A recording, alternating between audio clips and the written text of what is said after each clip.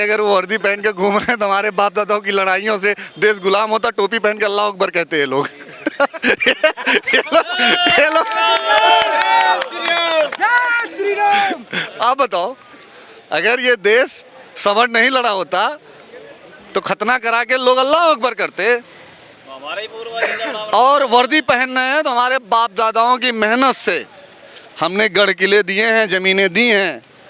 सियाचिन के माइनस के टेम्परेचर में सवर्णों की सेनाएं लड़ रही हैं। आप संविधान के चौथे स्तंभ में आप बदलाव नहीं चाहते हो?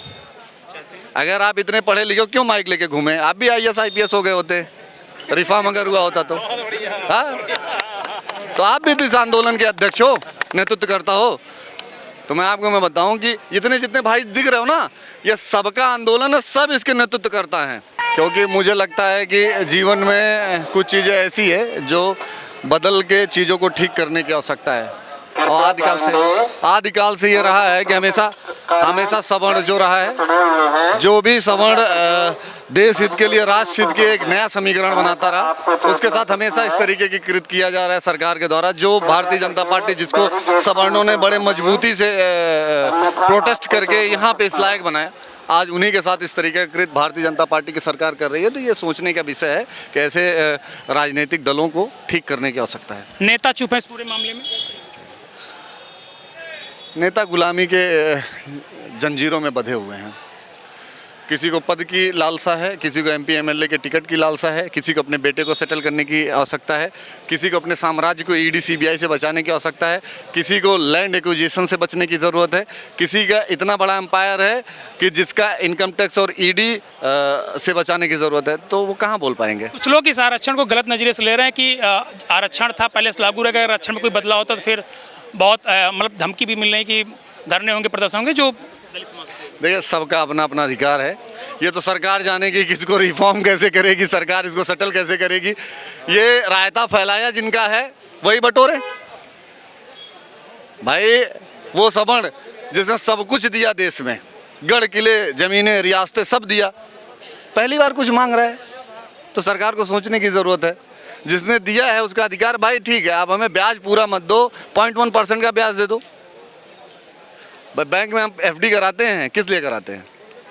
कि हमको रिवेट में इंटरेस्ट के साथ मिलेगा। तो हमारे बाप दादाओं ने इतनी चीज़ें दिया, तो फिर वो क्यों हमें अधिकार नहीं है कि हम उसके चीज़ों को मांगें? सवाल ये कि जिस तरह से आप माहौल देख रहे हैं, आज का माहौल जिस तरह से यहाँ पर युवा हैं, महिलाएं भी हैं, क्या लग रहा है कि आप जो सवर्ण वो जाग चुका है अपने मांगों को लेकर, पीछे नहीं हटने वाले? आपको चोट लग सकती है। पहली बार दिल्ली ने सवर्णों को देखा है।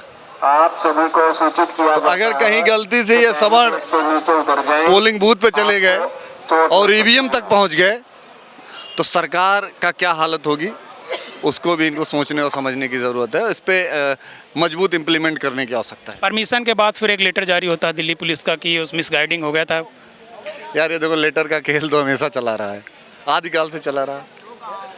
और ये समस्याएं अकारण नहीं आती हैं, ये समस्याएं समाज में इम्प्लीमेंट किया जाता है। जैसे कि आपको मैं बताऊं, अभी कुछ दिन पहले यहाँ धरना प्रदर्शन हुआ, बाकायदा परमिशन के साथ, आओ स्वागत है, गले लगा रहे थे।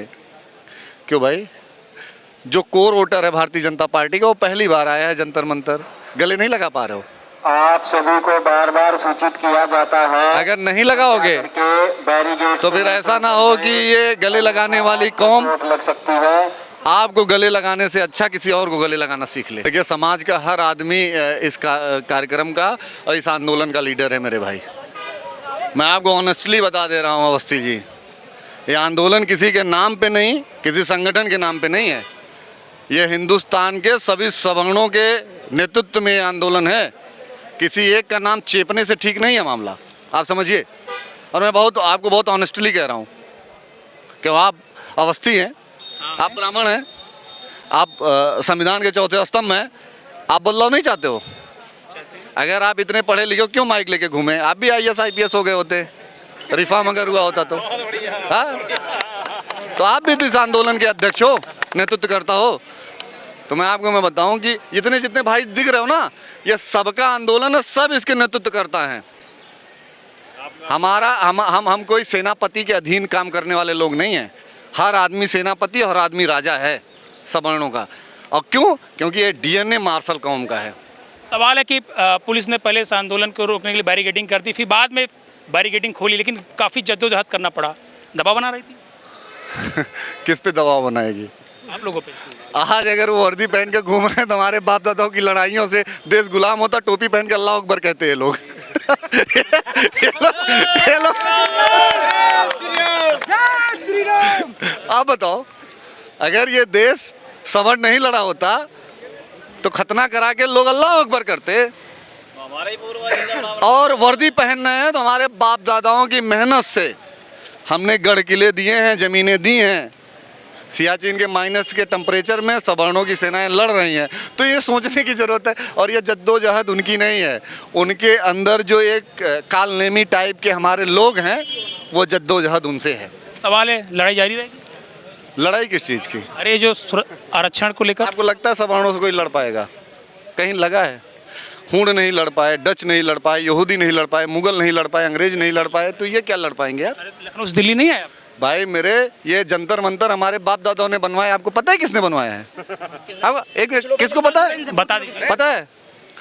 राजस्थान के राजा साहब ने बनवाया था, क्षत्रिय थे। ये जंतर मंतर पे लोग घूम के कानून चेप रहे हैं, राजा जय सिंह ने बनवाया था। बहुत थैंक यू, बहुत आपको बहुत अच्छे से मैं बता दूं। ये पूरा जितना बड़ी बड़ी बिल्डिंगें देख रहे हो जिसमें कानून चेप रहे हैं, हमारे बाप दादाओं के गढ़ किले हैं।